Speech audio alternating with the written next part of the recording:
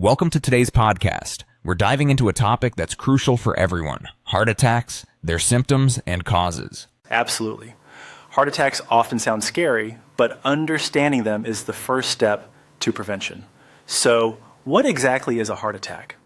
A heart attack happens when blood flow to a part of the heart is blocked, usually by a blood clot. Without blood, that part of the heart can't get oxygen and starts to die. That sounds serious. What are the most common symptoms people should watch out for? The classic symptom is chest pain or discomfort, but it isn't always dramatic. Sometimes it feels like pressure, squeezing, or fullness in the center of the chest. So it's not always the movie-style clutching your chest moment? Exactly. Some people feel pain in their arms, neck, back, jaw, or stomach. The symptoms can be subtle, especially in women. That's interesting. Why are symptoms different for women? Women's symptoms can be more subtle, like shortness of breath, nausea, or lightheadedness. They might not even feel chest pain at all. That must make it harder to recognize a heart attack. Are there other warning signs people often ignore? Yes. Cold sweat, fatigue, and sudden dizziness are common but often overlooked. Some people just feel extremely tired for no obvious reason.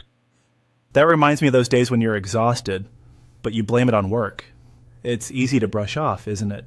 Exactly. That's why it's important to pay attention to unusual symptoms, especially if you have risk factors. Speaking of risk factors, what are the main causes of heart attacks? Most heart attacks are caused by coronary artery disease. That's when arteries become clogged with cholesterol and other substances, forming plaques. So we're talking about those infamous bad cholesterol levels? Yes, LDL cholesterol is the culprit. Over time, these plaques can rupture and cause a clot to form, blocking blood flow.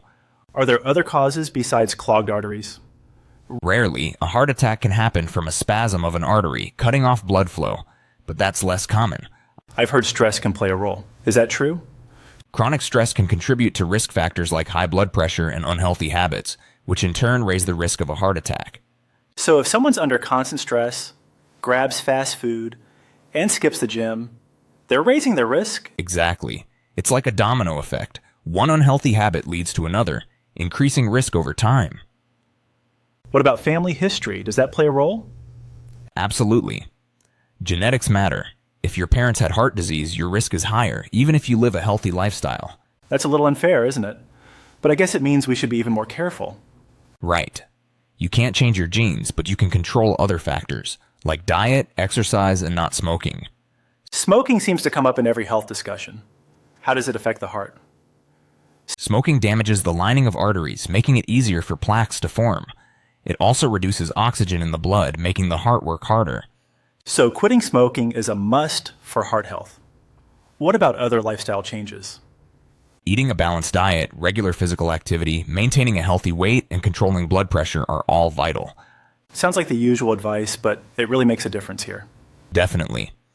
Even small changes add up. Walking 30 minutes a day or switching to whole grains can help. If someone suspects they're having a heart attack, what should they do immediately? Call emergency services right away.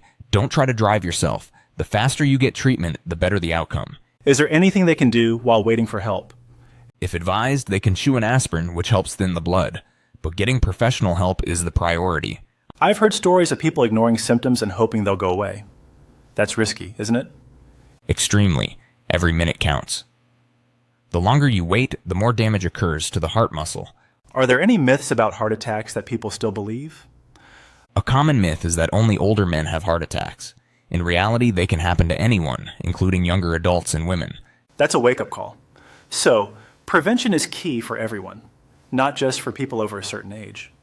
Exactly. Starting healthy habits early makes a big difference in the long run. What about after a heart attack? Is life totally different? Recovery can be challenging, but many people return to normal activities.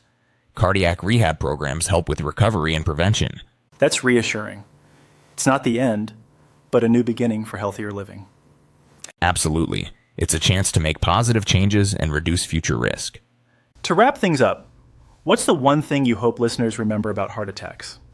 Listen to your body and don't ignore unusual symptoms. Early action saves lives. For me, it's all about prevention. Small steps now can mean a healthier future. Thanks for joining us today. Take care of your heart, and remember, it's never too early to start. See you next time. Stay healthy and informed.